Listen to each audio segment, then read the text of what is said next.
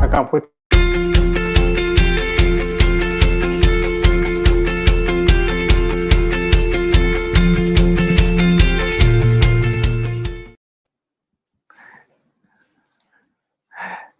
Hello. We are experimenting with the technology and just making sure that everything is up and running. I want to thank you so much for joining us for this broadcast. It's going to be number 28 on a series regarding how to be a successful immigrant. You are listening to Dr. Eric Tangumonkem with IEM Approach, where we inspire, equip, and motivate people to discover God's great potential in them, develop that potential, and deploy the potential. You have come this far, and I want to encourage you not to give up, but to keep pushing yourself and positioning yourself to make a difference. You showed up at the right time, in the right place. This country needs you, the world needs you, and you can make a difference.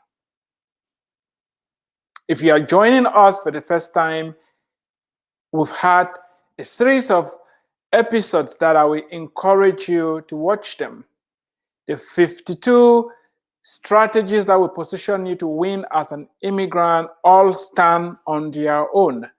You can start anywhere. However, it's very important to look at the first episodes, because we looked at coming up with your why and having a plan.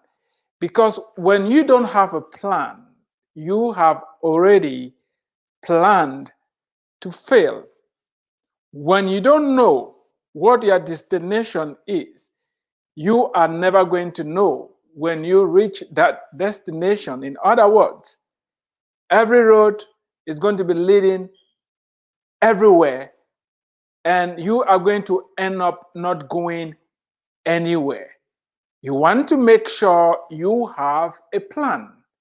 And a good plan is a plan that you start with the end in mind. Showing up on the shores of the United States is not enough for you to be successful. It's just the beginning of an exciting and rewarding journey if you are going to do your part. And to do your part, you have to know what you don't know. I started this conversation because after almost 2 decades of living in the United States, it dawned on me that I have made mistakes, a lot of them.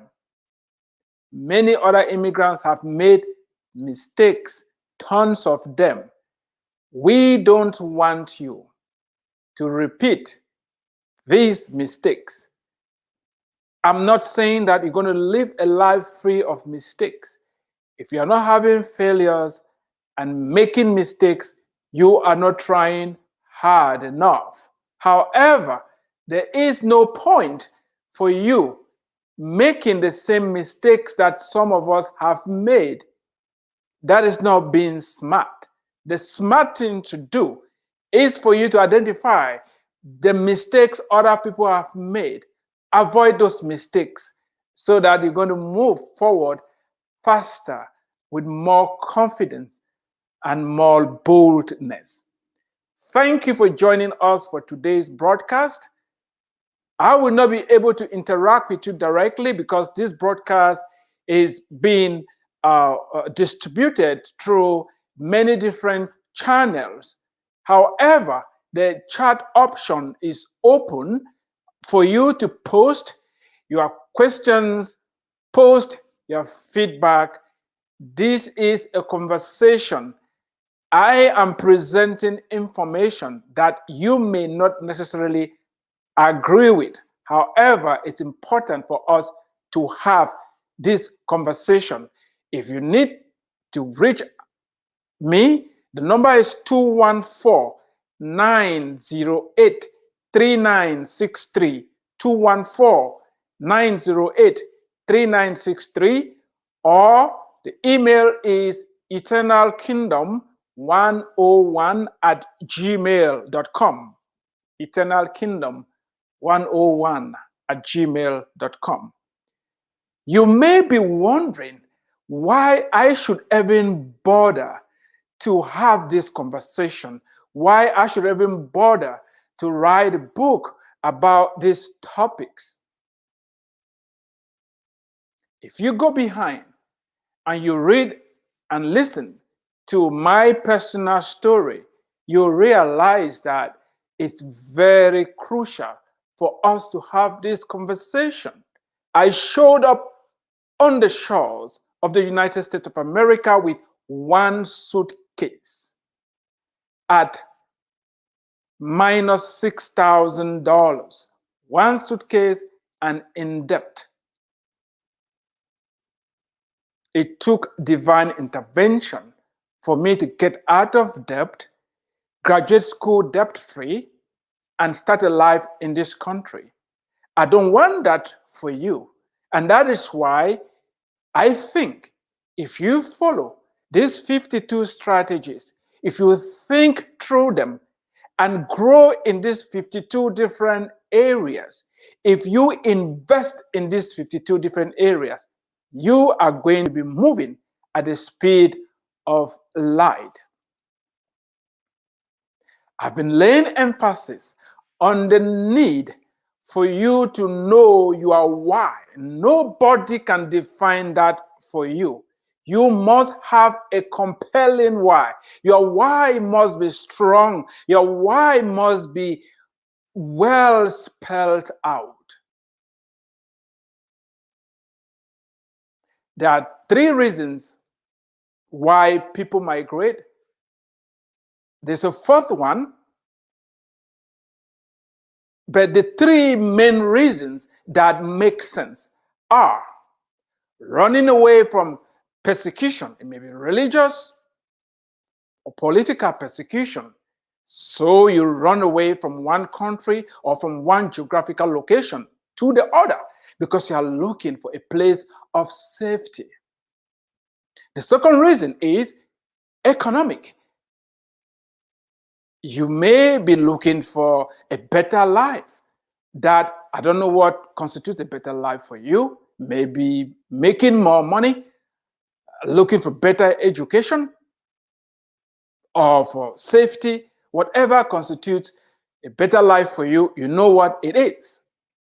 And the third reason is for conquest. You move into a different country or different geographical location to conquer. And the 4th reason is when you are forced to move because somebody captures you and displaces you. In the past, we talked of slavery, when some of the people were caught by slave traders, they were traded and forced to move from one area to the other. These days, we talk of human trafficking. Before this broadcast, I just saw a news headline in Houston, Texas. Today, there was a raid yesterday in a house with 90 people that have been trafficked. 90 people crammed in 2 bedrooms. 90 people that have been forced to move from one place to the other. The category of people I'm talking to are those that, out of their free will, have decided to move to the United States of America or any other country. And what has propelled you? Maybe the first 2 reasons. You're looking for better economic opportunities, or you're fleeing from persecution. And remember, you did not flee to India, you did not flee to Japan, you did not flee to Britain, you did not flee to Argentina, you did not flee to Colombia, to South Africa. You came to the United States. There is a reason why you chose the United States. And now that you are here, it's time for you to get your act together. Get your act together. Don't forget where you are coming from. Don't forget what propelled you to move in the first place. Don't forget why you chose this country. Nobody can help you if you are not willing to answer this question. What is your why? Why did you come to the United States? You may think this question is not important, but it is one of the most critical questions you must answer if you're going to be successful.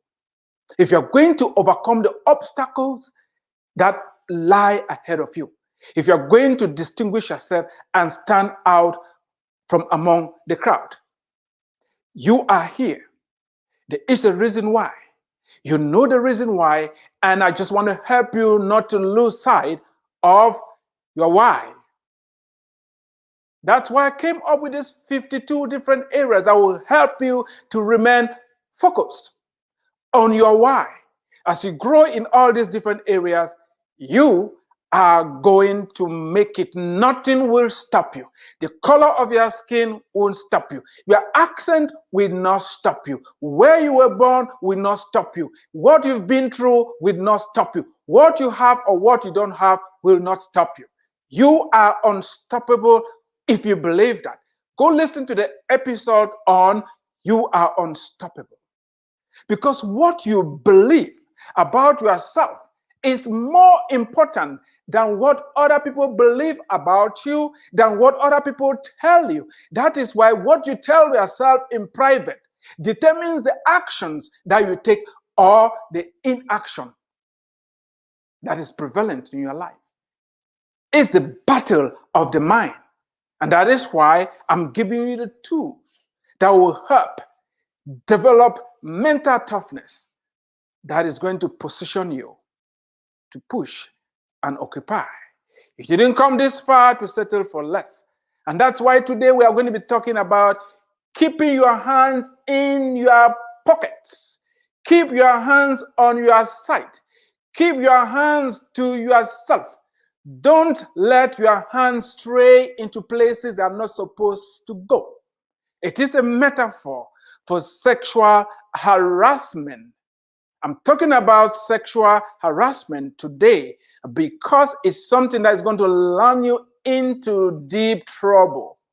You just need to ask Bill Clinton. You need to ask Weinstein. You need to ask General Petraeus. You need to ask Herman Cain. You should ask all these people that were brought down because of sexual misconduct. The American public does not tolerate sexual misconduct. And I pray that every other society in the world should have zero tolerance for any form of sexual harassment, any form of sexual misconduct. Keep your hands to yourself. In some cultures, what passes for a joke, for coarse joking, fondling women, touching their boobs, touching their buttocks, and people just laugh at it. In the US, you are going to land into serious trouble. Don't let your hands touch anybody inappropriately. I can't say this enough. I can't say this enough. You cannot say, oh, I was just joking. I didn't know.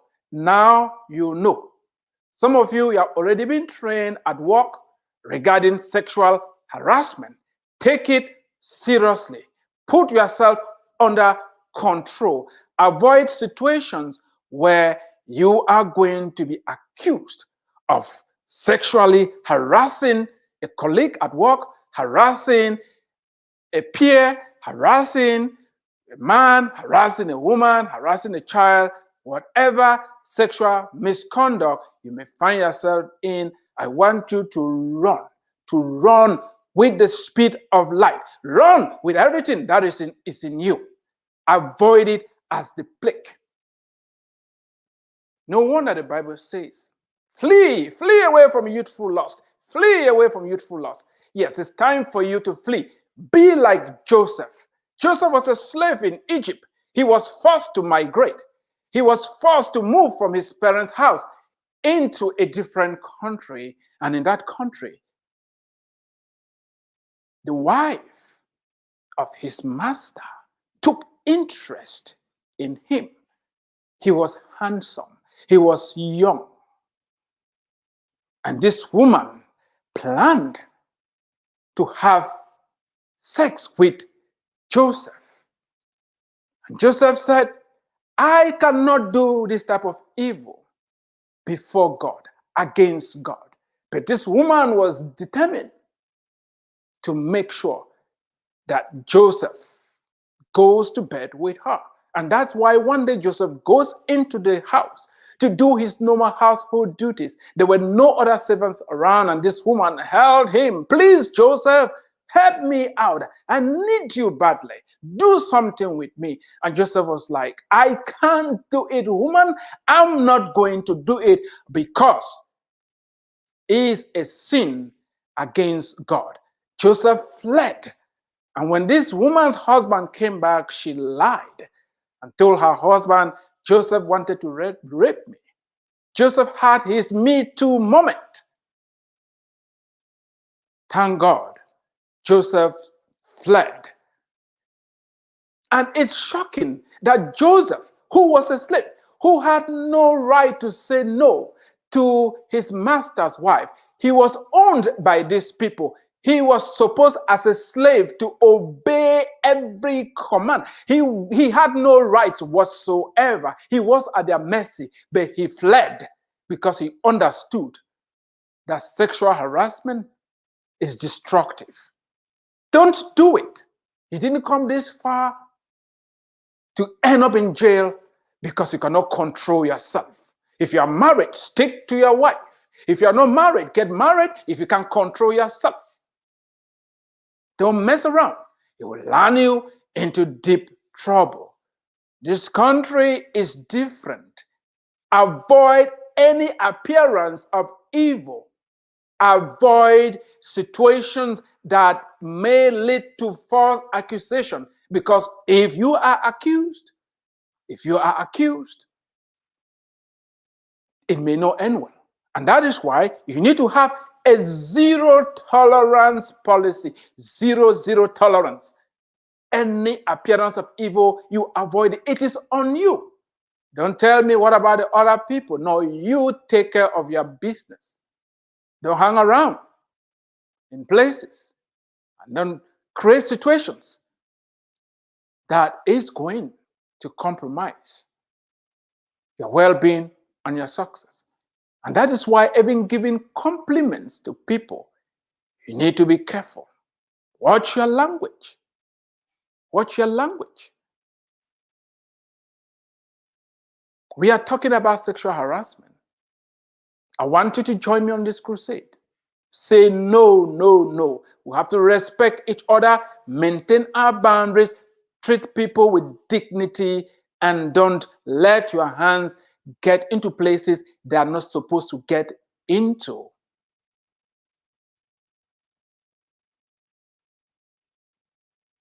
I want to thank you so much for watching today's broadcast. You've been listening to Dr. Eric Tangumonken with IEM Approach, where we inspire, equip, and motivate people to discover God's great potential in them, develop that potential, and deploy it. Until next time, stay tuned, and God bless you.